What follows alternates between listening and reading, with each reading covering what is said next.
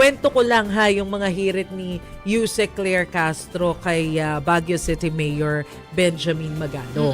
Kasi kino-question ni Mayor Magalong yung sinabi ni Health Secretary Ted Herbosa na hindi na kailangan ng guarantee letter kapag ikaw ay magpapa-confine sa DOH hospitals. Yun kasi yung sinasabi ni Secretary Herbosa. Sabi ni Mayor Magalong, hindi totoo yun.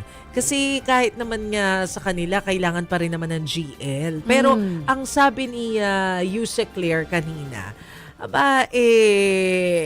kung ang tingin daw ni Mayor Magalong ay pang-eepal ng mga politiko ang paggamit ng guarantee letters, bakit daw sa Baguio napakaraming guarantee letter? At ang sinasabi pa niya, yung Baguio General Hospital, sana tama yung pagkakaalala ko doon sa pangalan ng ospital, yan ay DOH Hospital. So para doon sa mga taga Baguio raw na gustong magpa-ospital dyan, kailangang magpa-check up, hindi na raw kailangan ng guarantee letter dyan, pwedeng dumiretso na doon, no? Pero kung ano man yung napagkasunduan, for example, ng local government at saka ng private hospitals o yung mga hospitals na hindi naman considered na DOH hospital, syempre hindi naman daw nila pipigilan yon. Pakinggan po natin yung sinabi ni Yusek Claire Castro tungkol dyan. Yung guarantee letter, 2026 pa lang po ito ipapa-implement. So dapat malaman po mismo ni Mayor Magalong yung timeline. Kung sa tingin po niya to ay pang-epal, bakit kaya ang dami rin niyang guarantee letters? Sino po kayang senador ang tumutulong sa kanila? Ito po kaya yung kanya mga na-endorso ng eleksyon. Sana po ay naging maingay din siya nung panahon ng dating Pangulong Duterte.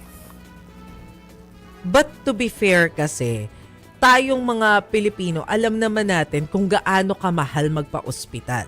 So I think it's normal sa mga Pilipino, hindi natin sinasabing maganda porque normal, Pero parang natural sa mga Pilipino na maghanap at lumapit sa kung sino yung pwedeng makatulong dahil walang pambayad para maisalba mo yung buhay ng mahal mo sa buhay. Talagang gagawa ka ng paraan, lalapit ka kung kani-kaninong politiko para mabigyan ka ng guarantee letters na eto po yung sinasabing natin take advantage ng mga politiko dahil nagkakaroon tayo ng patronage politics, hindi naman nila pera yun. Pera yun dapat ng tao. So eto po yung sinasabi natin, okay, ang nilalabanan natin ay yung epal politicians. Kaya naglagay na rin po ng provisions dyan sa 2026 General Appropriations Act na bawal sumama yung mga politiko sa distribution ng mga ayuda para maiwasan na yung mga epal na yan. Pero ang tanong, anong parusa pag nahuli? 'Di ba? Administrative case lang naman Pero may sinasabi po kanina si DILG Secretary John Vic Remulla na number 1, dapat magsabatas na ng isang malinaw na panuntunan kung ano yung mabigat na parusang pwedeng ipataw dito sa mga epal na politiko na to. Pangalawa, pwede raw ipasa sa ombudsman yung kaso ng isang politiko na talagang matigas ang hulo. Halimbawa, na-call na yung attention, hindi pa nakinig, nag-e-epal pa rin. Baka pwede na daw ibigay sa ombudsman para hindi lang administrative case. Baka pwede ng criminal case ang isang pa sa kanila. Ito po yung sinabi ni Secretary John Vic. Kung recidivist ang attitude ng local government, local chief executive, pwede namin ipasa sa ombudsman to for admin and criminal cases. Depends on the appreciation of the ombudsman kung recidivist na talaga. Kasi minsan yan, sasabihin mo na, tapos tuloy pa rin sila. Pero ang panawagan po ng DILG sa mga tao, picturean yung mga epal na politiko at isumbong sa kanila.